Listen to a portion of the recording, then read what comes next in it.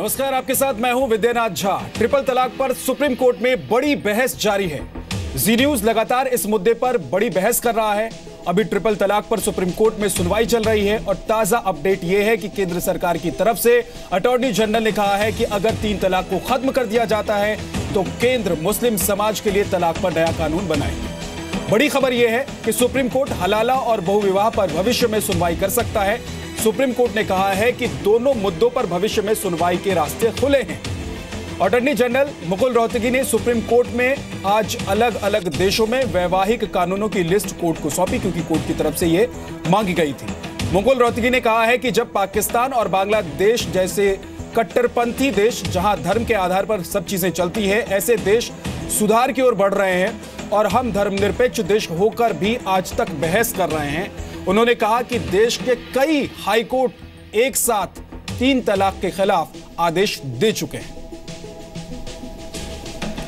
और आज हमारे साथ हैं ताहिरा हसन, जो कि उपाध्यक्ष हैं all India progressive women association की। इसके अलावा मुफ्ती मंजूर जियाई हैं, जो सलाहकार हैं हाजी अली दरगाह ट्रस्ट के। हमारे साथ मौलाना साजिद रशीदी भी हैं, जो अध्यक्ष हैं ऑल इंडिया इमाम एसोसिएशन के। इसके अलावा इस चर्चा में हमारे साथ सामाजिक कार्यकर्ता अंबर जैदी भी स्टूडियो से जुड़ी हुई हैं।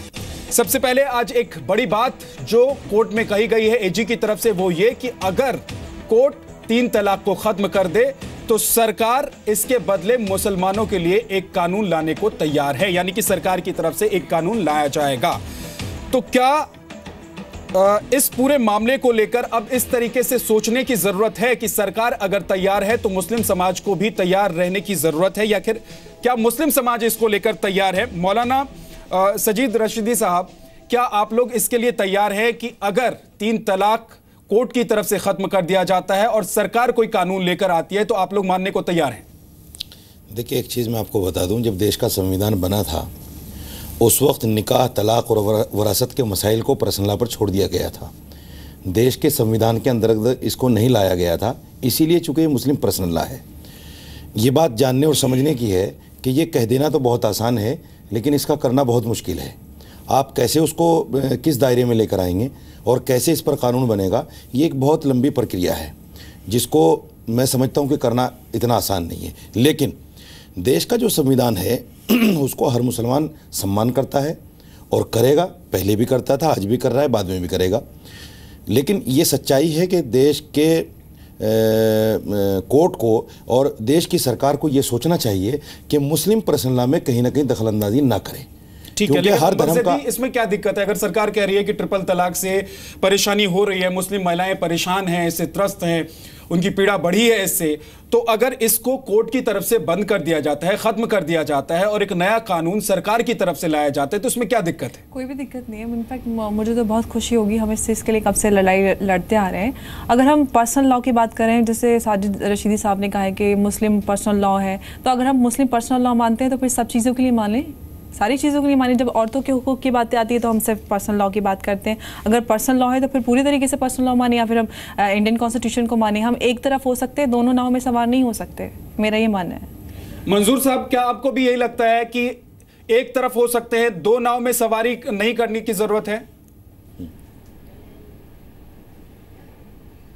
देखिए, नाव और सवारी, ये तो पहले समझना ये चाहिए कि नाव और सवारी से पहले भी कॉन्स्टिट्यूशन हमारे पास मौजूद है और हम जो कुछ भी करते हैं वो कॉन्स्टिट्यूशन के आधार पर ही करते हैं। और जिस कॉन्स्टिट्यूशन ने हमें अधिकार दे रखा है, संविधान ने जो हमें मूल्य अधिकार दे रखा है, उस मूल्य अधिकार के तहत ही हम काम करते हैं। उससे हम दूर नहीं जाते हैं, ना उसका मुखालफत करते हैं। और उसी कानून ने हमें जो इख्तियार दिया है मुस्लिम पर्सनल लॉ को, उसके ऊपर में अमल करने का, और उसी पर हम अमल करते हैं और उसी चीज़ को हमने कोर्ट के सामने भी रखा है। और कोर्ट हमारे तमाम चीज़ों को देख रही है जो कि कानूनी आधार पर हैं, और हम कोई भी बात कानूनी आधार पर ही करेंगे। सबसे खराब तरीका है, इससे बुरा तरीका और हो नहीं सकता है तलाक का। हम तो इस्लाम ने भी कहा है ना ये सबसे बुरा तरीका है, लेकिन अगर कर दिया जाएगा तो हो जाएगा। कोर्ट ने ये भी कहा है किसी का जान मारना ये बुरा, अगर कोर्ट ने ये भी कहा है ना कि किसी के साथ ज्यादती नहीं होनी चाहिए, लेकिन ज्यादती हो जाती है तो फिर वो हो जाती है, फिर उसके ऊपर कानून बनना चाहिए। निर्भया का मामला आया, जबरन किसी के साथ रेप कर दिया गया, रेप करना का कितना बड़ा दंड है, उसे आज फांसी के फंदे पे लटकाया जाएगा। तो कानून बनाया जाए कि जिन लोगों ने गलत किया जिन लोगों ने गलत किया उसके ऊपर में कानूनी कार्रवाई शरीयत में इस तरह का प्रावधान है कि अगर कोई मुस्लिम मर्द गलत तरीके से गुस्से में आकर मैसेज के जरिए इस तरीके से तलाक भेज देता है और तलाक ले लेता है अपनी पत्नी से, तो उसके लिए कोई आप लोगों ने सजा मुकर्रर की है? क्या ऐसे उपाय हैं? बिल्कुल, आप अल्लाह उसके रसूल सल्लल्लाहु अलैहि वसल्लम ने ऐसे लोगों को जालिम करार दिया है और अल्लाह तबारक व तआला ने कुरान में फरमाया है कि बेशक जालिम हमेशा खसारे में रहेंगे। और ये अल्लाह तो आएंगे नहीं सजा देने के लिए, सजा तो आप लोग दे देते हैं। खराब होगी क्योंकि इस्लाम का आधा अल्लाह ही तो सजा दे रहे हैं। लेकिन हम सजा नहीं देते हैं, हमने तो कुरान और हदीस का जो मशवरा होता है वो सजा नहीं होता। लेकिन महिलाओं के लिए तो जिंदगी सजा के बराबर हो जाती है ना सर। जिनको 3 तलाक कह के अलग कर दिया जाता है परिवार से, उनके लिए तो जिंदगी सजा की तरह हो जाती है। 4 करोड़ महिलाओं ने अपनी मोहब्बतों का सबूत देकर के ये बताया है कि इस्लाम के साथ खड़ी हैं। हिंदुस्तान की 4 करोड़ महिलाएं इस्लाम के साथ खड़ी हैं। उसके सबूत को कोर्ट में पेश किया जा रहा है और कमीशन के अंदर में पेश कर दिया गया है। उस चीज को भी समझे आप। ठीक है, मैं ताहिरा हसन को ले आता हूं। ताहिरा हसन, अगर कोर्ट की तरफ से यह कह दिया जाता है कि 3 तलाक खत्म कर दिया जाए और सरकार की तरफ से एक कानून लाया जाता है मुस्लिम समाज के लिए, तो क्या यह मान्य होगा? क्या मुस्लिम समाज इसके लिए तैयार है? देखिए, मुस्लिम समाज में जितने भी पढ़े लिखे लोग हैं उन्हें पता है कि कानून 3 तलाक एक साथ देना जो है वन सिटिंग में, वन गो में है ही नहीं है। हम तो बार बार कह रहे हैं कि कुरान के तरीके पे आइए जो 3 महीने का तरीका है। अब ये मौलाना साहिबान खुद चाह रहे हैं कि कोर्ट उसमें इंटरफियर करे, ये खुद चाह रहे हैं कि एक कानून बनाया जाए। तो ये मुसलमान लोगों को समझने की बात है, जो तमाम मुसलमान औरतों ने साइन किया है उनको भी समझने की बात है, उनको कुरान पढ़ने की बात है कि भाई ये जितना बड़ा लंबा फहरिस्त बता रहे हैं कि जो 4 करोड़ कितनी औरतों ने साइन कर दिया है, तो इसका मतलब उन औरतों ने साइन किया है इनके मुताबिक। मैंने नहीं देखा है कि हाँ हमको 3 तलाक व्हाट्सएप से दीजिए, हमें 3 तलाक ईमेल से दीजिए, हमें अबेंडन कर दीजिए। और ये बात करते हैं, हिपोक्रेसी है कि 3 तलाक में ये बार बार शरीयत की बात कर रहे हैं, शरिया ला रहे हैं। और जैसे भी हमारी बहन ने कहा, क्रिमिनल केसेस में, क्रिमिनल लॉ में ये हमारा लॉ ऑफ द लैंड लेते हैं। ये क्यों नहीं रेपिस्ट के लिए लड़ते हैं कि नहीं हम अगर मुसलमान रेपिस्ट है तो इसके लिए वही सजा होगी जो इस्लाम में है। ये कोई चोरी करता है मुसलमान तो हाथ काट दिए जाएंगे, वही सजा होगी। जब बैंक में इंटरेस्ट में भी ये बात कही गई, मुसलमान को नहीं दिया जाए। एजी की तरफ से आज कोर्ट में भी ये बात कही गई कि ये बराबरी के अधिकार का हनन है मुस्लिम महिलाओं के लिए, जिस तरीके से उनको तलाक दे दिया जाता है। जबकि इस्लाम क्रिमिनल लॉज के लिए ज्यादा प्रेशराइज करता है, क्रिमिनल लॉज की ज्यादा सख्ती ना कि पर्सन करे। जेंडर इक्वालिटी की बात है, इनको समझ लेना चाहिए। आर्टिकल 14, 15, 21 की बात है। 1 मिनट सुनिए ताहिरा जी, सुनिए 1 मिनट।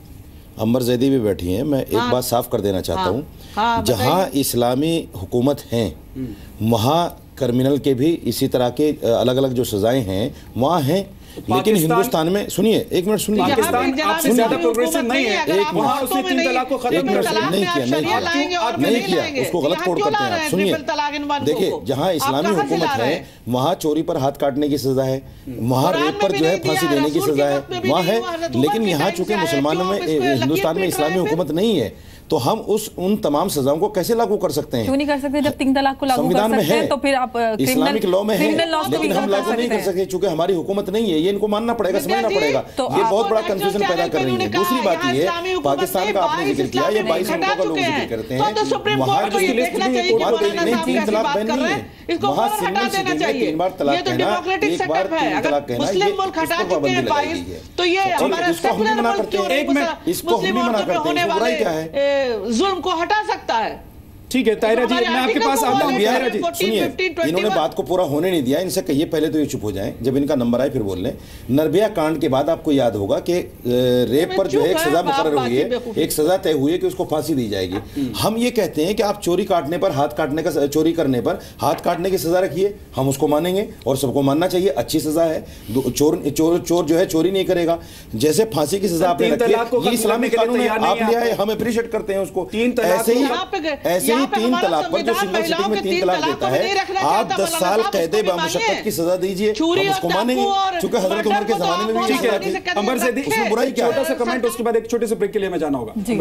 जी, ऐसा अगर वो कह रहे हैं कि वो 3 तलाक को खत्म कर दें, एक सिटिंग के 3 तलाक को खत्म कर दें और ये जो 3 महीने वाला पूरा प्रोसेस होता है उसमें आ जाएं, तो क्या एक समाधान होगा? पहले तो फिर कोर्ट में क्यों चले गए? सवाल ये भी है ना, तो कोर्ट में क्यों चले गए? आप लोग बैठ कर लेते थे। एग्जैक्टली आपने मौका क्यों दिया यहाँ तक आने का? अगर आपने इस चीज पे पहले से ध्यान दिया होता, अगर कोई काम किया होता।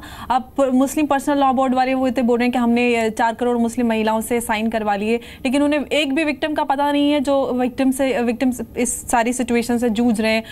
उनसे हम रोज मिलते हैं, वो सब फेक है। आरएसएस की, बीजेपी की। अच्छा चलिए ठीक है, आपके हिसाब से उनकी सपोर्ट है। मतलब आप जिन पे जुल्म हो रहा है, नहीं जिन पे जुल्म हो रहा है उनकी खबर नहीं है, नहीं जिन पे जुल्म हो रहा है आरएसएस, चलिए आपके हिसाब से मान लेते हैं आरएसएस सपोर्ट कर रहा है। एक मिनट मौलाना साजिद साहब, अगर कुछ गलत हो रहा है, अगर किसी कानून से किसी का नुकसान हो रहा है और कोई सपोर्ट कर रहा है, तो सपोर्ट तो आपको भी करनी चाहिए। क्या